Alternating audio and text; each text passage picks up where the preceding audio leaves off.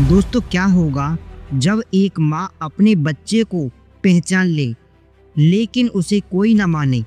क्या होगा जब एक पिता अपने खोए हुए बच्चे को ढूंढने के लिए दुनिया से लड़ जाए? यह कहानी आपको रुलाएगी, चौंकाएगी और आखिर में एक ऐसी उम्मीद देगी जो जिंदगी को नया मतलब देती है। तो चलिए शुरू करते हैं। दोस्तों, मूवी की शुरुआत में हमें 2014 में एक हॉस्पिटल का सीन देखते हैं जहां वर्धा नाम का आदमी डाटा को कंप्यूटर में रिकॉर्ड करता है।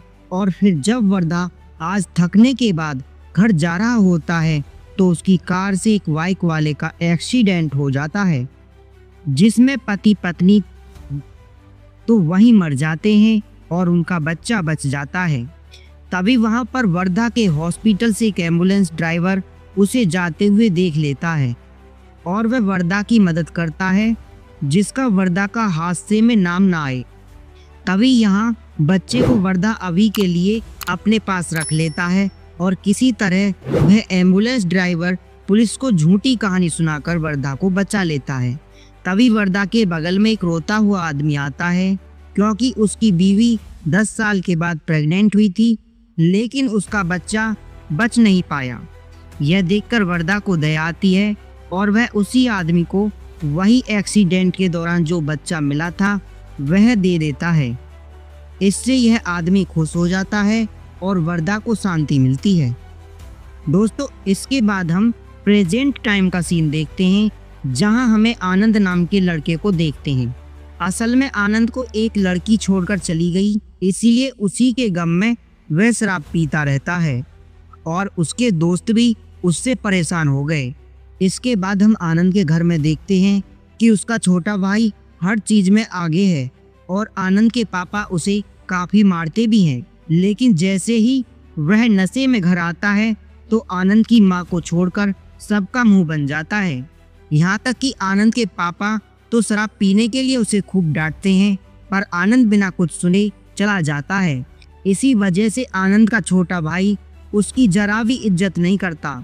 इसके बाद हम दिव्या नाम की लड़की को देखते हैं जिसे आज लड़के वाले देखने आए। तो दिव्या की माँ कहती है कि ज्यादा बात मत करना वरना यह लड़के वाले भी भाग जाएंगे। पर दिव्या को तो लड़के वालों से जाते ही बात करने लगती है और लड़के वाले वहां से चले जाते हैं क्योंकि उन्हें लग रहा था कि लड़की पागल है। इसके बाद दिव्या की माँ उसे डॉक्टर के पास लेकर जाती है जिससे दिव्या का इलाज चल रहा था। यहाँ इनकी बातों से हमें पता चलता है कि दिव्या बचपन से ही थोड़ी सेंसिटिव लड़की है जो अपने मन में कोई भी बात नहीं छुपा सकती। इसलिए डॉक्टर कहते हैं कि जब अगली बार आप दिव्या के लिए लड़का देखें तो उन्हें दिव्या की इस कंडीशन के बारे में जरूर बताना। वहीं दिव्या डॉक्टर को वह सारी दवाइयों के नाम बता देती है जो वो खा रही थी, जिसमें हम समझ पाते हैं भले ही दिव्या ज्यादा बोलती हो पर उसकी मेमोरी बहुत तेज है। इधर आज हम आनंद के घर पर देखते हैं कि उसके छोटे भाई के लिए रिश्ता आया है और आनंद के पापा ने आनंद के बारे में उन्हें नहीं बताया था ताकि उनकी बदनामी ना हो। लेकिन आनंद तो आज रात फिर से यहीं आता है और फिर से नशे में अनाप शनाप बोलने लगता है। यहाँ तक कि आनंद तो अपनी पेंट्स में सूसू भी कर देता है जो देखकर लड़की वाले चले जाते हैं और आनंद के पापा से कहते हैं कि पहले अपने बड़े बेटे को संभाल लीजिए, रिश्ते तो बाद में कर लेना। यहाँ इतनी बेइज्जती होने के बाद आनंद के पापा उसे खूब सुनाते हैं कि इस लड़के ने सबका जीना दुश्वार कर दिया है, यह कभी सुकून से नहीं रह पाएगा। दोस्तों, इसके बाद आनंद के दोस्त उसे कमरे में ले जाते हैं और उसे खूब समझाते हैं कि उस लड़की को भूलकर तू आगे बढ़, तभी सबको शांति मिलेगी। आनंद भी शराब छोड़ने के लिए एक आश्रम में रहने चला जाता है। वहीं आनंद के पापा सबसे पहले आनंद की शादी करने का विचार करते हैं और उन्हें दिव्या को ही आनंद के लिए पसंद कर लिया था। फिर आनंद के आश्रम से आने के बाद यह लोग दिव्या को देखने जाते हैं और यहाँ शादी भी तय हो जाती है क्योंकि आनंद तो ज़्यादा कुछ बोल ही नहीं रहा था। दोस्तों, इसके बाद शादी का दिन आता है और वहाँ आनंद का दोस्त दो औरतों को आपस में बात करते हुए सुनता है कि दिव्या तो पागल थी, शायद लड़के वालों को पता नहीं। तब आनंद का दोस्त जाकर यह बात आनंद के पापा को बताता है लेकिन आनंद के पापा ध्यान नहीं देते। असल में उन्हें तो बस आनंद की शादी करनी थी, क्योंकि उन्हें आनंद से ज़्यादा उम्मीद नहीं थी। खैर, यह बात जाकर उसका दोस्त आनंद को बताता है कि भाई अभी भी समय है, यह शादी तोड़ दे। लेकिन आनंद तो दिव्या को देखता है जो कि टेंशन में लग रही थी, और वह उसके पास जाकर कहता है कि मैं इससे ही शादी करूंगा। दोस्तों, इसके बाद आनंद और दिव्या की शादी हो जाती है और फर्स्ट नाइट पर ये दोनों काफ़ी बातें करते हैं और आनंद दिव्या के साथ इंटीमेट भी हो जाता है। इसके बाद वह दोनों एक अलग घर में शिफ्ट हो जाते हैं और इनकी ज़िंदगी काफ़ी अच्छी चलने लगती है। जहां आनंद दिव्या से बहुत प्यार करता था, साथ ही वह जॉब भी करने लगा था। फिर एक दिन दिव्या आनंद को बताती है कि वह प्रेग्नेंट है, जो सुनकर आनंद बहुत खुश होता है और वह दिव्या का बहुत अच्छे से ख्याल रखता है। इसके बाद हम एक बूढ़ी औरत को देखते हैं जो महिला हॉस्पिटल में सामान बेचने आती है और फिर मौका मिलते ही वह बच्चों को उठाकर निकल लेती है और उसे कोई देख नहीं पाता। फिर वह बच्चों को अपने घर लेकर आती है और शायद यह औरत कोई गिरोह चलाती होगी। इसके बाद हम दिव्या को देखते हैं जिसकी आज डिलीवरी का समय होता है और आनंद के घर वाले बच्चे का इंतजार कर रहे थे। फिर डॉक्टर दिव्या को बताती है कि उसका बेटा हुआ है और वह उसे दिव्या की गोद में देकर साइड में लिटा देती है। साथ ही बच्चे के हाथ पर माँ से मिलते जुलते सीरियल नंबर भी पर्ची पर लगा देती है। फिर बाहर जब आनंद के घर वाले बच्चे की खबर सुनते हैं तो बहुत खुश हो जाते हैं और आनंद के पापा तुरंत पंडित जी से अपने पोते के बारे में बताते हैं। तो पंडित जी भी कहते हैं कि काफ़ी अच्छे समय पर पैदा हुआ है और ये बहुत किस्मत वाला होगा, जिसकी वृषभ राशि है। दोस्तों, वहीं पर उस औरत को भी देखते हैं जो बच्चा उठाती है और वह दिव्या वाले हॉस्पिटल में शायद बच्चा उठाने आई थी। इसके बाद जब आनंद दिव्या को देखने जाता है तो वहाँ बच्चा नहीं मिलता, तो डॉक्टर बताती है कि उसे इंक्यूबेटर में रखने गए हैं ताकि बच्चे को पूरी ऑक्सीजन मिले। थोड़ी देर बाद नर्स बच्चे को लेकर आती है और जैसे ही दिव्या बच्चे को पकड़ती है तो वह कहती है कि यह मेरा बच्चा नहीं है। यह सुनकर सब चौंक जाते हैं कि यह कैसी बातें कर रही है। तब दिव्या कहती है कि मैंने अपने बच्चे को अपने हाथ से उठाया था और यह मेरा बच्चा नहीं है। जिसके बाद हॉस्पिटल की सबसे बड़ी हेड और डॉक्टर आती है और दिव्या उससे भी कहती है कि लेकिन ये डॉक्टर तो साफ मना कर देती है कि हो सकता है कि बच्चा होने के बाद दिव्या के दिमाग पर जोर पड़ा हो, बहकी बातें कर रही है, यह बात नॉर्मल है।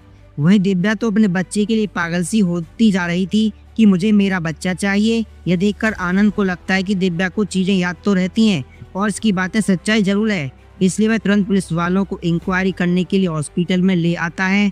पर यहाँ भी पुलिस वालों को कुछ खास नहीं पता चलता।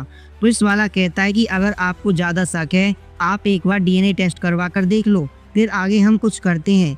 जो सुनकर आनंद भी हैरान था कि अब कैसे करूं। जिसके बाद आनंद अपने दोस्तों की मदद से एक आदमी से मिलता है और जो बच्चा दिव्या के पास था उसके बालों से अपना डीएनए टेस्ट करवा लेता है और तब उसे कंफर्म हो जाता है कि यह बच्चा उसका नहीं है।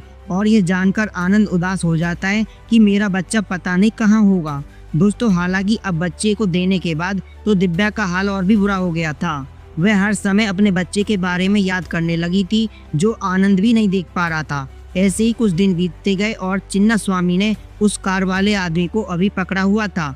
उसका नाम शेखर था और फिर काफ़ी टॉर्चर करने के बाद वह बताता है कि मैं इन बच्चों को उठाने वाली टीम के साथ अभी 4 साल पहले ही जुड़ा हूँ, लेकिन यह लोग बहुत समय से अपना धंधा कर रहे हैं। मुझे राजेंद्र ने इस धंधे में लगाया था जो सारे हॉस्पिटलों की सिक्योरिटी सर्विस चलाता है। दोस्तों, यह सुनकर आनंद अब राजेंद्र का पता करके उसके पास जाने लगता है, लेकिन उससे पहले राजेंद्र और कुछ और लोग हमला कर देते हैं और आनंद भी राजेंद्र को बचाने लगता है, लेकिन यह लोग राजेंद्र को मारकर वहां से भाग जाते हैं। और राजेंद्र के मरने के बाद आनंद को समझ नहीं आता है कि वह गुनाहगारों को कैसे पकड़ेगा, उसका बच्चा मिलेगा भी या नहीं। दोस्तों, इसके बाद जब राजेंद्र का अंतिम संस्कार हो रहा था तो वहाँ एक अमीर आदमी आता है जो कोई और नहीं बल्कि वर्दा था। और असल में राजेंद्र वही एम्बुलेंस का ड्राइवर था जिसने वर्दा के एक्सीडेंट में मदद की थी। इसके बाद जब चिन्न स्वामी सो रहा होता है तभी उस पर गाजा का कॉल आता है और चिन्न स्वामी तुरंत उसके पास पहुंच जाता है। असल में यहाँ आनंद कुछ और पूछताछ करने आया था, इसलिए गाजा ने उसे मारकर बंदी बना रखा था। तभी चिन्न स्वामी गाजा से कहता है कि इसे जाने दो। तब आनंद गाजा के आदमी को देखते हैं जिसके हाथ में वही टैटू था जिसने राजेंद्र को मारा। यह देखकर आनंद कहता है कि तूने राजेंद्र को क्यों मरवाया, और जवाब में ना देने पर गाजा और उसके लोगों को मारने लगता है। अब वर्दा को यही काम था जो सरकारी हॉस्पिटल में बच्चे पैदा होते थे और उनके माँ बाप गरीब थे, उन्हें वर्दा राजेंद्र की मदद से चुराकर अमीर लोगों को देता था, जिससे काफी पैसे मिलते थे। फिर वर्दा ने राजेंद्र के साथ मिलकर एक टीम बनाई जहां वर्दा बच्चे के माँ बाप के बारे में बताता है और वह लोग बच्चा चुराकर वर्दा तक पहुंचाते हैं। इसी तरह से वर्दा ने करोड़ों रुपए कमाए, क्योंकि अमीर लोग बच्चों के लिए कितना भी पैसा देने को तैयार थे। दोस्तों, तब राजेंद्र ने अपनी सिक्योरिटी कंपनी खोली। वर्दा के काम बढ़ाने के लिए क्लाउड कंसल्टेंसी कंपनी खोल दी, ताकि यह बाकी हॉस्पिटलों का डाटा यूज करके बच्चा चुरा सके।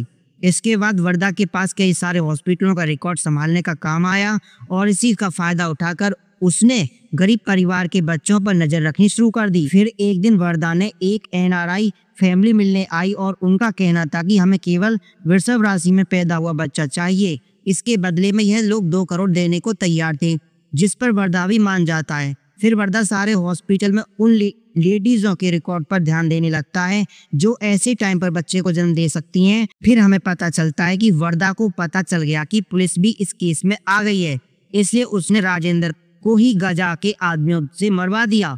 अब सीन प्रेजेंट में आता है, जहां वर्दा पर उस फैमिली का फोन आता है जो कहते हैं कि आपने हमें बच्चा दिया, पर मेरे दोस्तों को भी बच्चा चाहिए और वह मुंह मांगे पैसे देंगे। यह सुनकर वर्दा उस कल मंदिर में मिलने के लिए बुला लेता है। वहीं आज मंदिर में दिव्या को भी वही कपल अपने साथ मंदिर लाए थे, जिन्हें दिव्या ने उनका बच्चा लौटा दिया।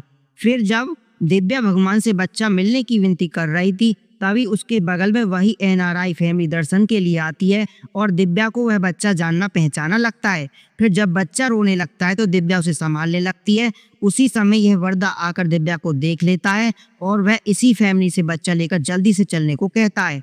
वहीं चिन्न स्वामी ने आनंद को बताया था कि वह आदमी सबका मास्टरमाइंड था। वह मंदिर में है, इसलिए आनंद भी मंदिर में पहुंच जाता है और उसके पास वर्दा की फोटो भी थी। तभी वहां दिव्या को एकदम से एहसास होता है कि यह बच्चा तो मेरा है, और वह आनंद को देखकर उसे सब बताती है। तब आनंद भागकर उस फैमिली को रोकता है और अपना बच्चा छीन कर जाने लगता है। लेकिन यहाँ तो वर्दा के लोग उसे मारने लगते हैं, तो आनंद पहले उन लोगों को मारता है, फिर वर्दा को मारने लगता है। तभी वहां एकदम से कोई और आकर वर्दा को जान से मार डालता है, और राजेंद्र का बेटा था जो अपने बाप का बदला लेने आया था। इसके बाद आनंद और दिव्या को बच्चा मिल जाता है और यहीं पर यह मूवी खत्म हो जाती है। तो दोस्तों, ये थी DNA मूवी की पूरी कहानी। दोस्तों, अगर वीडियो पसंद आई हो तो लाइक शेयर कमेंट जरूर करें। ऐसे ही वीडियो के लिए चैनल को सब्सक्राइब करें, बेल आइकन दबाएं। मिलते हैं अगली वीडियो में। नमस्कार दोस्तों।